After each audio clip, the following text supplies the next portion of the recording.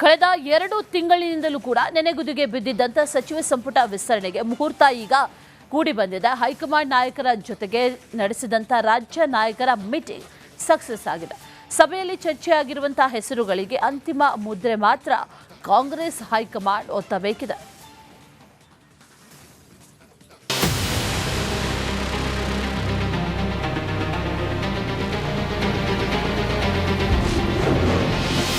ಸಂಪುಟ ವಿಸ್ತರಣೆ list final ಮಾಡಿದ ಹೈಕಮಾಂಡ್. ವರಿಷ್ಠರ ಸಭೆ, ಅಂತಿಮ ಮುದ್ರೆ ಒತ್ತಿ ರಾಜ್ಯಕ್ಕೆ ಪಟ್ಟಿ ರವಾನೆ. ನಾಳೆ ಬಾ ಎಂಬ ಕಥೆಯಂತಾಗಿದ್ದ ಸಚಿವ ಸಂಪುಟ ವಿಸ್ತರಣೆಗೆ ಅಂತಿಮ ಸುತ್ತಿನ ಮೀಟಿಂಗ್ ಸಕ್ಸಸ್ ಆಗಿದೆ. ನಿನ್ನೆ ದೆಹಲಿಯಲ್ಲಿ ನಡೆದಿರುವಂತಹ ಸಭೆಯಲ್ಲಿ ರಾಹುಲ್ ಗಾಂಧಿ, ಮಲ್ಲಿಕಾರ್ಜುನ್ ಖರ್ಗೆ, ವೇಣುಗೋಪಾಲ್, ಸುರ್ಜೇವಾಲಾ, ಡಿಕೆ ಶಿವಕುಮಾರ್, ಹರಿಪ್ರಸಾದ್, ಸಿದ್ದರಾಮಯ್ಯ ಭಾಗಿಯಾಗಿದ್ದರು. ಕೊನೆಯ ಸುತ್ತಿನ ಮಾತುಕತೆ ನಡೆಸುವ ಮೂಲಕ ಕ್ಯಾಬಿನೆಟ್ಗೆ ಸೇರುವ ಸಚಿವರ ಪಟ್ಟಿ ಫೈನಲ್ ಮಾಡಲಾಗಿದೆ.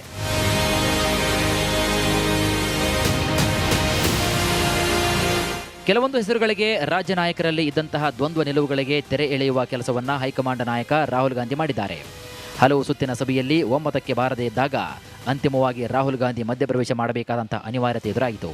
ಹೀಗಾಗಿ ಸಂಸತ್ತಿನ ಅಧಿವೇಶನದ ನಡುವೆಯೇ ಸಮಯ ಮಾಡಿಕೊಂಡ ರಾಹುಲ್ ಕ್ಯಾಬಿನೆಟ್ ವಿಸ್ತರಣೆ ಪಟ್ಟಿ ಫೈನಲ್ ಮಾಡಿದ್ದಾರೆ.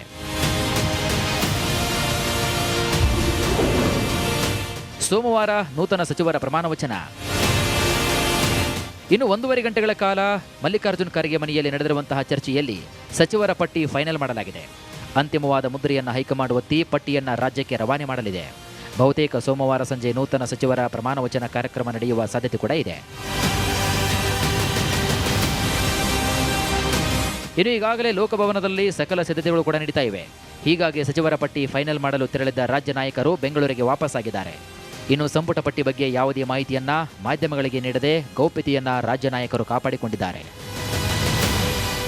At this juncture, I have no comments to make, and our Chief Minister and PCC President will tell you when is the date of cabinet expansion.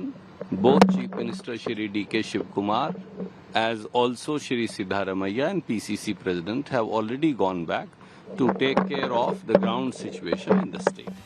ಕಳೆದ 3 ದಿನಗಳಿಂದ ರಾಹುಲ್ ಗಾಂಧಿ ಭೇಟಿಗೆ ಕಾದಿದ್ದಂತಹ ರಾಜ್ಯ ನಾಯಕರಿಗೆ ನಿನ್ನೆ ಭೇಟಿಯಾಗಿ ಚರ್ಚೆ ಮಾಡುವ ಅವಕಾಶ ಸಿಕ್ಕಿತ್ತು. ರಾಜ್ಯ ನಾಯಕರಿಗೆ ಇದ್ದಂತಹ ಗೊಂದಲಗಳನ್ನು ನಿವಾರಿಸುವ ಕೆಲಸವನ್ನ ರಾಹುಲ್ ಗಾಂಧಿ ಮಾಡಿದ್ದಾರೆ.